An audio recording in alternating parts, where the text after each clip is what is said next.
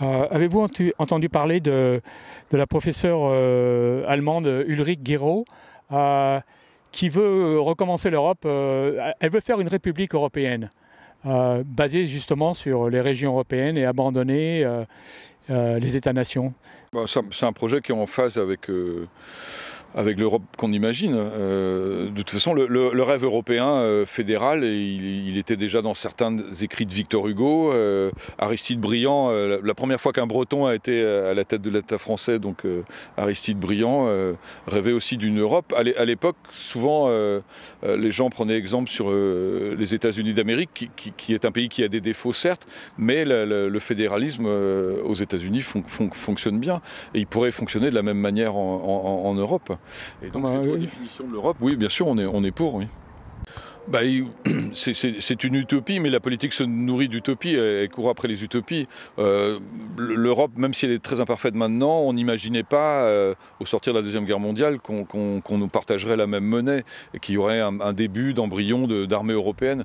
Donc je pense que dans ce domaine tout est possible, mais on va probablement aller d'abord vers un grand clash à la suite du Brexit. Il va y avoir une redéfinition de l'Europe, et je crois que cette redéfinition, elle est nécessaire. Dans le projet de cette enseignante allemande, ce qui est important en tout cas, c'est que l'autonomie fiscale perdure, c'est-à-dire que même s'il y a une uniformisation des lois, ce qui est souhaitable, il est important que les impôts des Bretons ne partent plus à Paris. Ça, c'est aussi l'autonomie fiscale, ce qui existe déjà dans les Länder allemands en grande partie, ça c'est très important.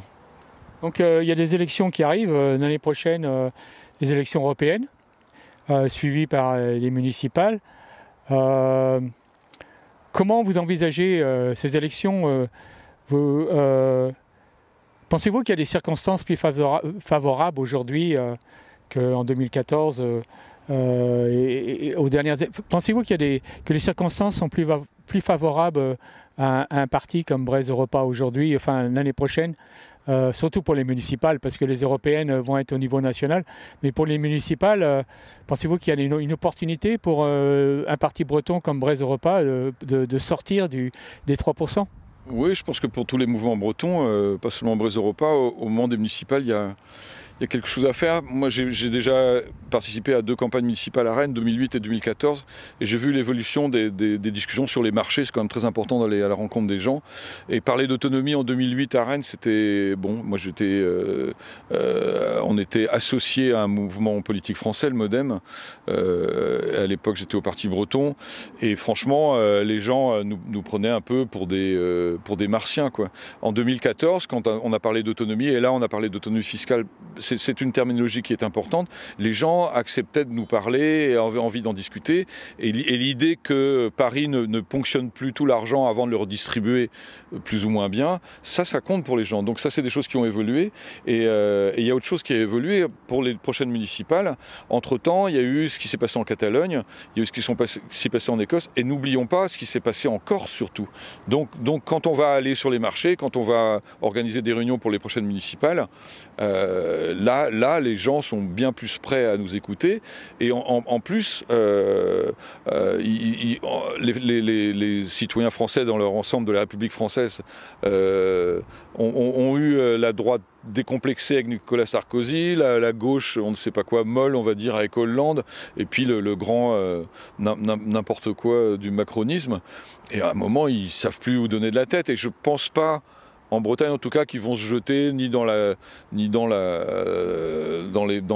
bras de Mélenchon, ni dans les bras de Marine Le Pen. Donc c'est vrai que là, il semblerait qu'on ait une opportunité. En 2014, on a fait 3,8 à Rennes pour une liste vraiment autonomiste et fédéraliste européenne. À Rennes, ça compte, l'Europe, ça a toujours été quelque chose d'important. Je crois qu'on peut espérer passer 5 cette fois-ci, et je crois qu'on va le faire, oui. Êtes-vous prêt à faire un front commun avec les autres partis bretons dans certaines élections ou faire des exclusions, c'est-à-dire s'il y a un parti breton qui se présente à Locminé ici, vous ne vous présentez pas. Est-ce que vous êtes prêt à négocier un front avec les autres partis bretons ? Bah, il faut que ça se fasse. Voilà, il faut qu'il y ait des rapprochements et évidemment entre, je pense qu'il y a, on va dire, 4 formations démocratiques dans les mouvements bretons. Je pense pour la Bretagne de Christian Troadec, l'UDB, le PB et nous-mêmes. Il faut bien sûr qu'on ne se tire pas dans les pattes et qu'on fasse mieux que ça. Il faut qu'on prenne l'habitude de travailler ensemble, c'est évident. Oui. Merci beaucoup.